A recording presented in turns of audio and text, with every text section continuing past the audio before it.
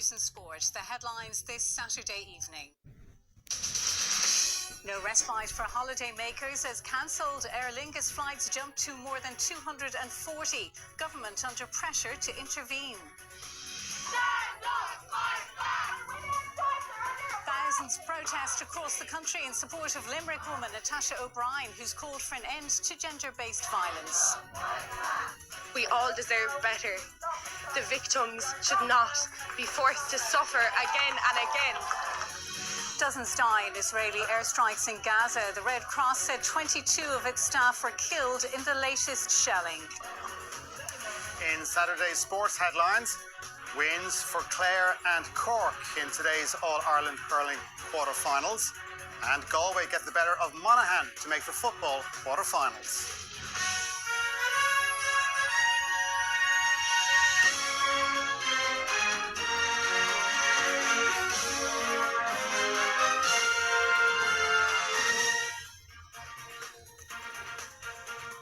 Aer Lingus has said at least 244 flights are being cancelled now during next week's industrial action by pilots at the airline.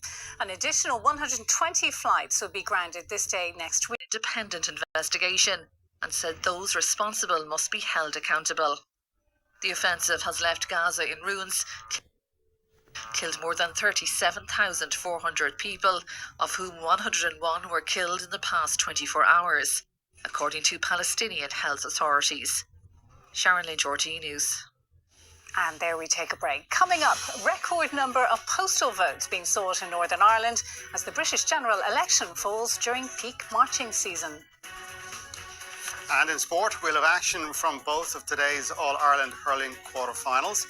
Cork and Clare have progressed to the semi-finals with wins over Dublin and Wexford respectively. And Leona Maguire is targeting her first major win at the Women's PGA Championship. She did. Just count on one hand.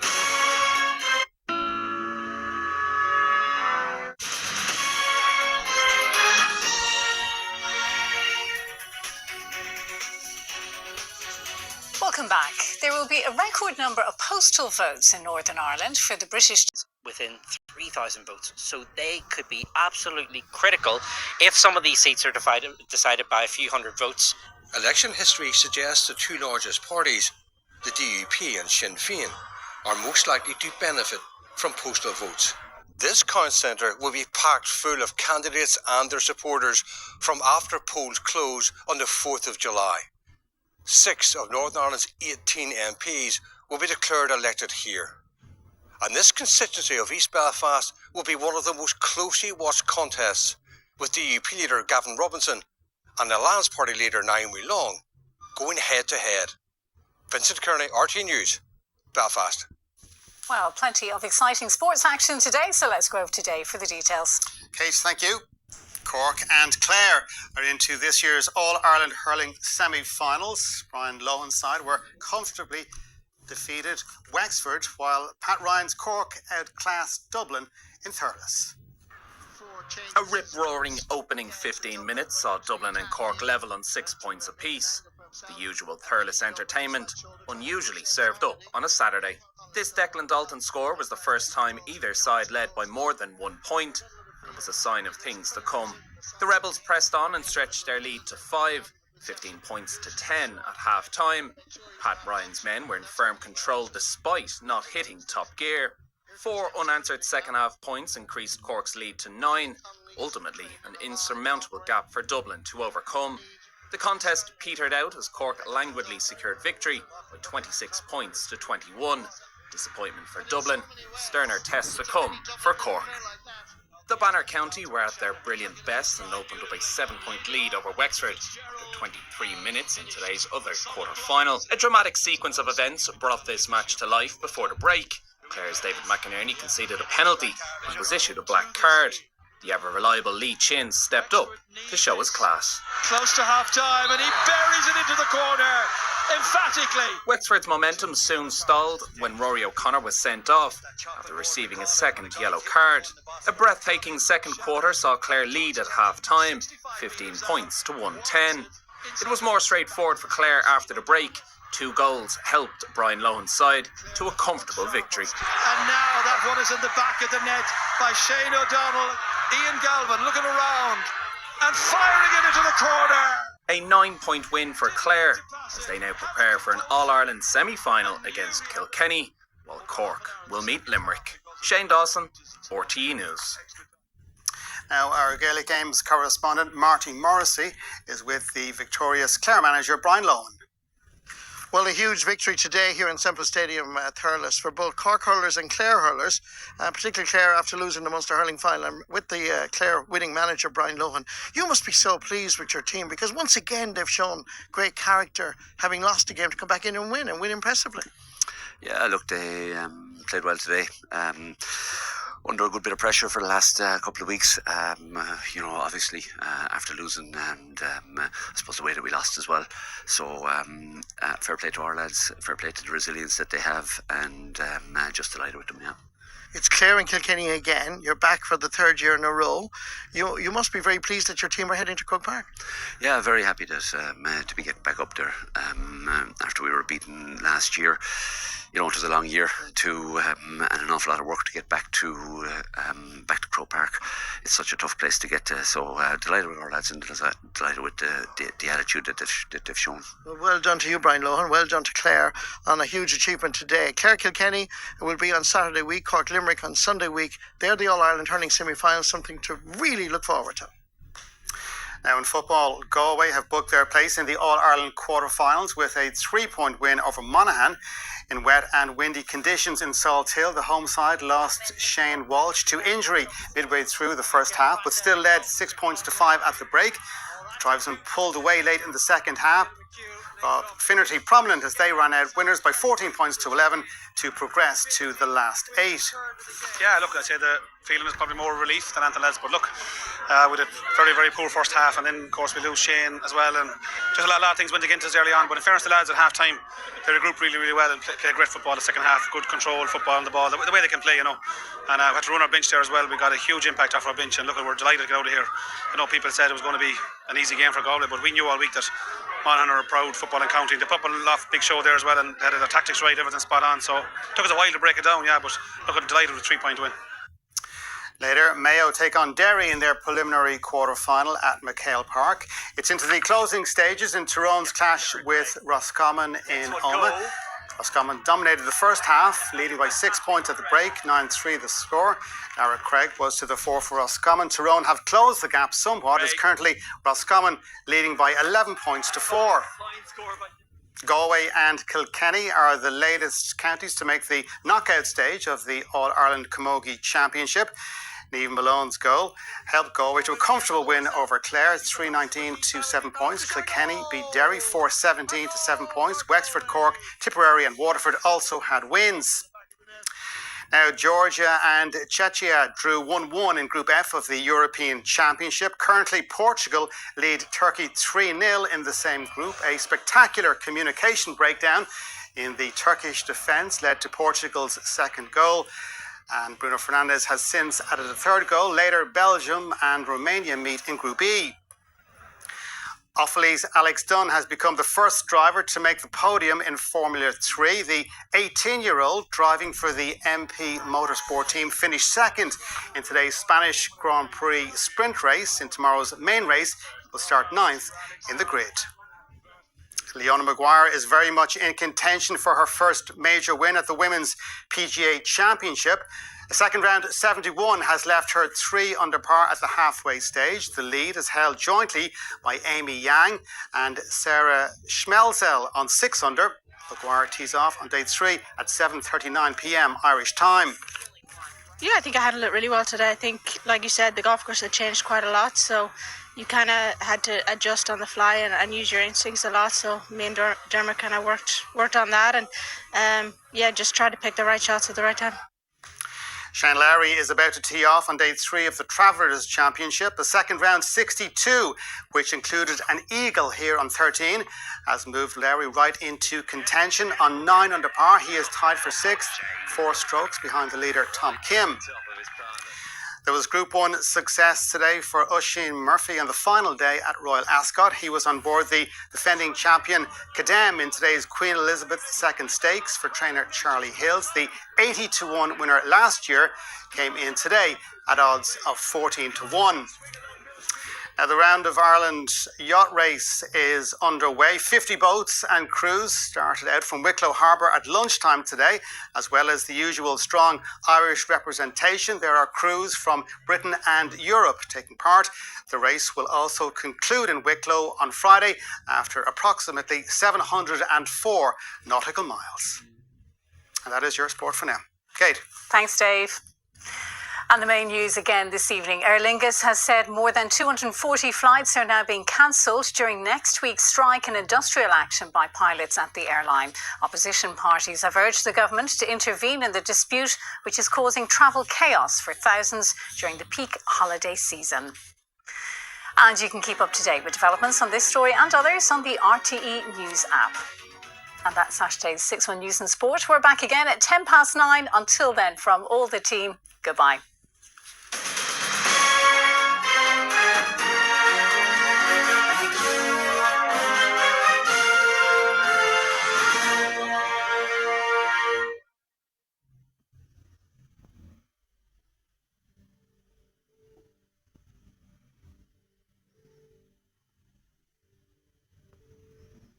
Hello and welcome to the 6 One News and Sport. The headlines this Sunday evening. UN accuses Israel of flouting international law after Israeli army ties wounded Palestinian man to a jeep during a raid in the occupied West Bank.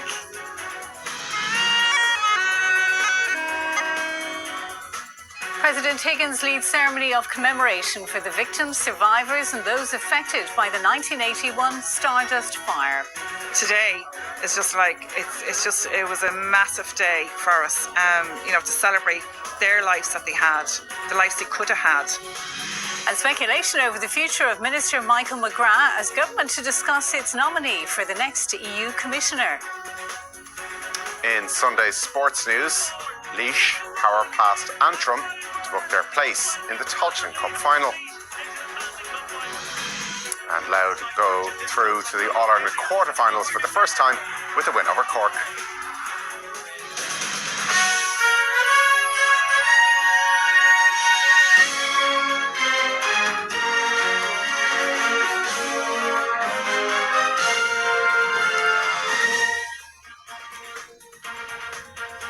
The United Nations has accused Israel of flouting international law after its soldiers tied a wounded Palestinian man to a jeep during a raid in the occupied West Bank.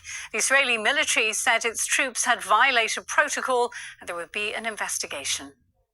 A wounded man lying on the hood of an Israeli military jeep as it passes by 3 ambulances during an arrest raid in West Bank's Jenin.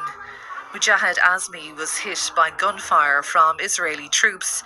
When his family requested an ambulance for him, Israeli soldiers took the 24-year-old, strapped him on the hood of their jeep and drove off, they said. This eyewitness said, "We kept asking for an ambulance, then we called one. 15 minutes later, 2 jeeps came and they got in here. The troops, they told us to turn around and not to look, and then they put him on the jeep's hood and took him." The United Nations has accused Israel of flouting international law. On a post on X, UN Special Rapporteur Francesca Albanese said she was flabbergasted by videos of the incident. In a statement, the Israel Defense Forces said during the exchange of fire, one of the suspects was injured and apprehended.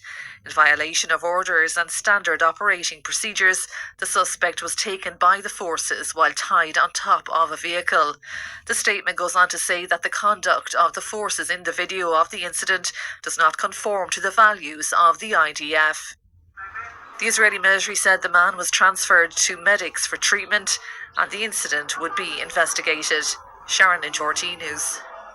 Here, a man in his late teens is due to appear in court tomorrow, charged in connection with violent disorder incidents reported to have taken place in Dublin's Phoenix Park last Monday.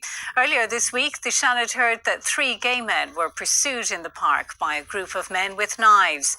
Gardaí said they received an anonymous call about an incident and attended the scene. A suspect was later identified and arrested following further inquiries.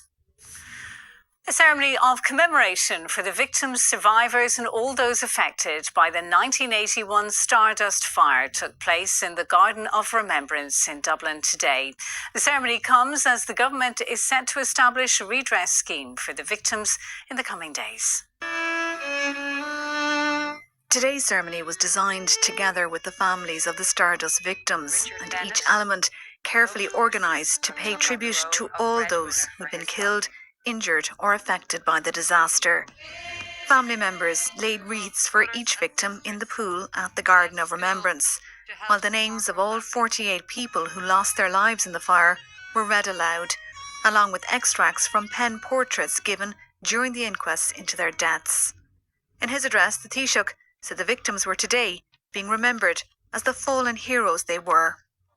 You have ensured that your loved ones and the Stardust tragedy will be remembered by the generations to come. You have ensured that their names are written in the history books, just as their 48 young faces are etched on our national collective memory. All our thoughts turn to love as the time it draws near. Musical performances featured strongly throughout the ceremony, with singer Christy Moore performing his once banned song about the tragedy, They Never Came Home. Author Roddy Doyle read a reflection for the victims, and the President Michael D. Higgins laid a wreath on behalf of the people of Ireland. Afterwards, survivors and relatives of the victims said it had been a momentous day. It was a really very emotional day, and it was excellently presented, and the 48 were remembered officially by this day. It was a massive day for us, to celebrate their lives that they had, the lives they could have had. Details of a redress scheme for survivors and for families of the victims have been circulated to those involved in recent days. A senior counsel has been appointed, and work is expected to begin on the scheme in the coming week. Joan O'Sullivan, RTÉ News. Tourism providers are warning of the impact that Aer Lingus flight disruption is having on the holiday industry here, with international visitors cancelling their travel plans. Thousands of passengers are likely to be affected by flight cancellations this week when pilots begin an indefinite work to rule and strike action. There's huge uncertainty for anyone travelling abroad with Aer Lingus over the coming weeks, but there's also upheaval for those who are due to visit Ireland and having to change their travel plans because of flight cancellations. This is having a knock-on effect on tourism during this peak time of year for international visitors. We've already received over €10,000 in cancellations for the next 14 days. But again, I think it's not until travel agents arrive into their offices tomorrow in New York and America and they start to see the effects. So I don't think we'll see the full effects till tomorrow. Golfing across the island's green links is a major attraction and it's big business, but the possibility of flight disruption is causing havoc. We received the 10-team cancellations for our major event. We received that within 3 hours of the Aer Lingus announcements going out. That's how immediate it was. And they've been coming in dribs and drabs over the weekend on our emails. And it is really of major concern to us. There's also the worry for many concert goers who have booked flights here specifically for these events over the coming weeks. And that includes thousands of Taylor Swift fans who are due to travel from different parts of the world to Dublin ahead of her 3 sold-out shows here at the Aviva Stadium from Friday. We booked it 11 months ago. Our flights haven't been cancelled. However, we have booked the overnight ferry to Dublin from Holyhead at another cost of £300 on top of what we've already spent. Many others, like Carrie-Anne, are doing the same to protect their travel plans, with no indication of when or if industrial action will be averted soon. Instead, tensions appear more fraught between the pilots' union, IALPA, and Aer Lingus management, despite both sides saying they are ready to hold discussions on this long-running pay dispute. Karen Creed, RTÉ News. In the UK, there was severe disruption at Manchester Airport as a major power outage led to the cancellation of more than 100 flights. Thousands of passengers were left stranded after their flights were suspended or delayed.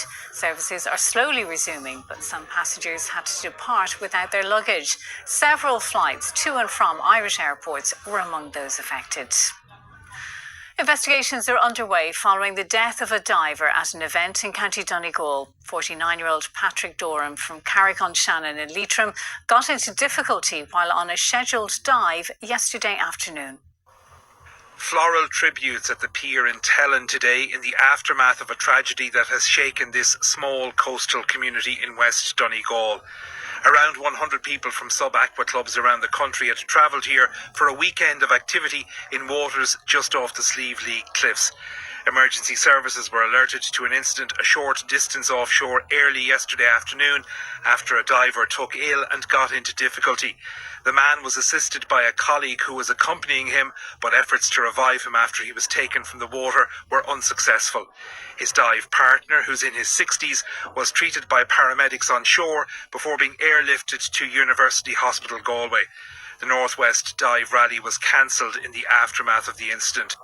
Garda divers and local vessels spent a portion of time at the scene of the incident today as the investigation into the matter continues. Throughout the day, there was a hushed silence around this pier as locals and visitors to the area come to terms with the events that unfolded here. Conditions at the time of the incident were said to be quite good, and eyewitnesses have paid tribute to first responders who answered the Mayday call. A post-mortem will be carried out on Mr. Doran's body in an effort to determine the exact cause of this tragedy. Pat McGrath, RTÉ News, Tellin, County Donegal. It's expected that the government's nominee for the next EU Commissioner post will be discussed by the three coalition leaders tomorrow and approved by Cabinet on Tuesday. There's strong speculation within senior levels of government that the Finance Minister, Michael McGrath, will be nominated for the position. Well, for more on this, we're joined now by our political reporter, Tommy Meskell, in studio. Tommy, no surprise that Michael McGrath's name is being linked to this role. No, it was always the case that Fianna Fáil, under this coalition agreement, would get the chance to nominate the next commissioner. In the early days, the speculation was that Micheál Martin would put himself forward. There was also speculation around people like the Agriculture Minister, Charlie McConlogue, but it now looks likely that Michael McGrath, the Finance Minister, will get the nod, which raises speculation then as to who could replace him as Finance Minister. And a couple of names in the mix today includes the Housing Minister, Darragh O'Brien, the Education Minister, Norma Foley, and the Junior Minister, Derek Cleary, but also a few people today talking up the chances of the Super Junior Minister, Jack Chambers, being elevated to a senior role. That speculation likely to intensify over the coming days. So how will all this play out over the next while then? So tomorrow you will have those three coalition leaders discussing the nomination of Michael McGrath as the next EU Commissioner for Ireland. That's likely to be approved by the Cabinet on Tuesday, at which point it will be announced. It should be said, though, that there are a number of hurdles for Michael McGrath to get over at European level before he takes on the job. One of those is getting the support of the European Parliament, which can all be quite time consuming. All going well, he should take on the job in October, which is when the current Commission's term comes to an end. But that raises doubts as to whether he will be delivering the budget here in Ireland in October. From speaking to different people today, that seems like it will be a tall order. OK, we'll wait and see. Tommy Meskell, thank you. Taoiseach Simon Harris had paid tribute to the former Fine Gael Cork North Central TD and Minister of State Bernard Allen, who has died.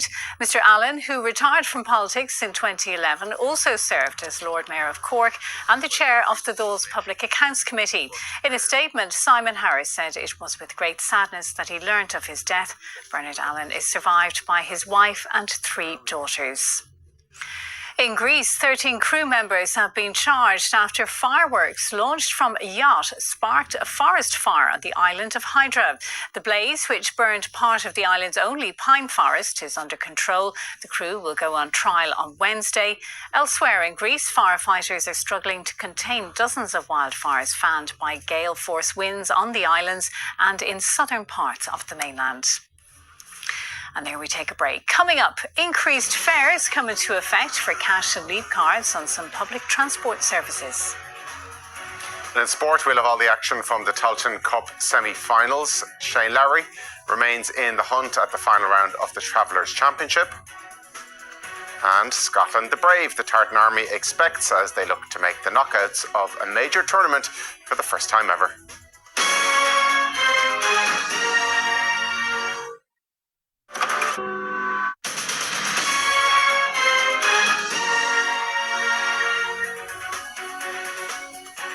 Welcome back. Increased fares have come into operation, affecting the cost of both cash and leap card fares on some public transport services. It's the first phase of the 2024 Fares Determination Plan. From today, if you want to hop onto a bus to Dún Laoghaire or anywhere, it may be a little more expensive, but only if you're taking a short trip. Short fares on Dublin Bus, Irish Rail and Lewis will increase from €130 to €150 on leap cards and €170 to €2 for cash. The €2 fare for 90 minutes of travel in Dublin remains unchanged. And there's a new €1.50 fare for regional towns, including Drogheda, Dundalk, Athlone and Carlow. That's part of improving public transport outside the cities. So what do bus users in Dublin make of it? That's fine. Sounds fair enough, yeah. It's been a while they don't increase the prices, so I think it's good, so it's fine. Do you think that short fare increase will affect your... Not particularly, no. I feel like I always pay for the long ones anyway, so I wouldn't go on the bus for short fares, so... There's no need for short stops to be that pricey. No, you're supposed to encourage people to use public transport. This is just going to be another setback for it. Fares on Irish Rail will increase from tomorrow. The company says most DART journeys are too long to be affected by the short fare change.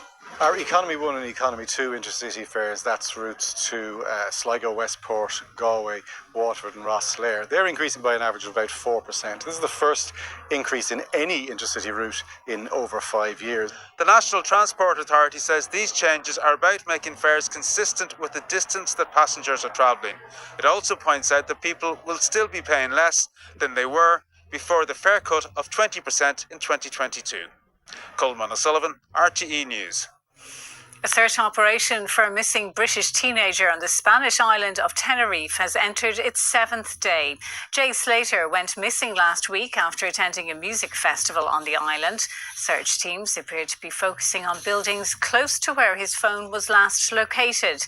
The 19-year-old has not been heard from since he called a friend on Monday, saying he was lost and needed water. Now let's go over to Paul for the sports news. Thanks, Kate. Good evening. Laois have booked their place in this year's Tailteann Cup final with a 5-point win over Antrim, while Down's clash with Sligo went down to the wire. A 5-point win, 3-12 to 113. Laois celebrate their success over Antrim. The Leinster county, who were routed in last season's semi-final, fared much better today. Antrim began the game brightly, but by half-time, it was Laois who had the advantage. 1-7 to 7 points. Brian Byrne's goal the difference. The small margins of the modern game on show after Laois hit the post, Antrim hit the net. Well, there's a ball inside and a chance here for McAleer, and McAleer judged the bounce of the ball perfectly. Laois were far from finished, Kevin Swain pouncing to revive the Midlands men. Then it was game over for Antrim when Brian Byrne struck again. His second goal of the game, and Brian Byrne put Laois into the Tailteann Cup final. It was a very tough battle out there, and we got a bit of luck at times, but we're just delighted. Any day you get to come up here, play in the sun in front of these people, it's brilliant. Down in Sligo's semi-final turned out to be an exciting tussle. Cian Lally was important to Sligo today. His meandering run set up Paddy O'Connor. Sligo up by 3 after he fired in. What a finish by Paddy O'Connor! Not much between the sides, down trailing by just a point at half-time. It remained a close contest, Liam Kerr keeping Down's scoring tally ticking over. Aidan Devaney denied the Moore men a big boost. Sligo soon surged forward for their second goal. Down were now chasing the game, and in the final minutes they had an extra man, Nathan Mullins, sent off. Oh, it's a red card. 2-12 to 18 points at the end of normal time. Extra time was needed. I can tell you that extra time is still being played. It's right in the balance and we'll hopefully have an outcome before the end of the bulletin. Now Louth reached the All-Ireland quarterfinals for the first time with a 1-point win over Cork. Cork led at the break thanks to a Daniel O'Mahony goal, but the wee county responded with a goal of their own in the second half. Donald McKenny taking advantage of a mistake from Cork goalkeeper Chris Kelly before Sam Mulroy kicked the winning point from a late free, 1-9 to 1-8. The final score, Louth advancing to the last 8, while Cork bow out. Yeah, it's huge. Really, really nice moment, and just that buzz after the pitch, and the pitch is flooded with fans and parents and family and everything else. It just makes it really special. And yeah, roll on next week. Special, yeah, special. Just look forward to draw next tomorrow, is it? And then double header Croke Park next week. Sounds good. Champions Dublin have been drawn against Galway in the quarterfinals of the All-Ireland Ladies Football Championship. In a one-sided group game, Carla Rowe scored a hat-trick as Dublin beat Kildare 4-19 to 9 points. Kildare will now play Donegal in a relegation playoff. After beating Donegal today, Waterford were drawn away to Cork. Kerry will play Meath and Armagh face Mayo. Euro 2024 continues this evening with the final 2 games in Group A. Host nation Germany are already through to the last 16 ahead of their meeting with Switzerland. Scotland play Hungary and are likely to need a win to progress past the group stage in a major tournament for the first time. We all know the magnitude of the game. It's a chance for us to write ourselves in the history books and become a unique Scotland team. So for us, I think everyone wants to be the hero, but it's important that we just play the game normally. We know we're capable of getting the 3 points, and if it is me, I'll take one off the right shin to go in the bottom corner. At the European Aquatics Championships, Shane Ryan finished 8th in the 50 metres freestyle final. He set an Irish record in the heats. Also this evening, Nathan Whiffen competed in the 1500 metres final. Swimming in lane 6, he led the 800 metre mark, but finished 4th. The time was outside his personal best. Shane Lowry is well into his final round at the Travellers Championship. On 15 under par, he's in a share of 11th place, 4 shots off the lead. Leona Maguire is tied for 13th at the Women's PGA Championship. Max Verstappen has won the Spanish Grand Prix for a 3rd year in a row. The Dutchman took an early lead in Barcelona and won his 7th race from 10 this season. Lando Norris was 2nd, with Lewis Hamilton in 3rd for his first podium finish of the year. In the Drivers' Championship, Verstappen now leads by 69 points from Norris. Derry's Callum Devine and his Killarney co-driver Noel O'Sullivan have won the Donegal International Rally. They finished 17.4 seconds ahead of Welsh driver Merrin Evans, with Donegal's David Kelly in 3rd, 9 seconds further behind Cork's Keith Cronin, who crashed out of the rally when leading on Friday, still leads the Irish Tarmac Championship.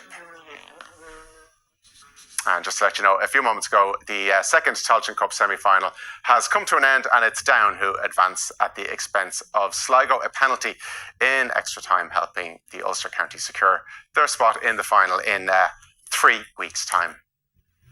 And that's all the sport from me this evening, so it's back over to Kate. Thanks, Paul. And that is Sunday's 6 One News and Sport. Paul and I are back again at 9. Until then, from all the team, goodbye and take care.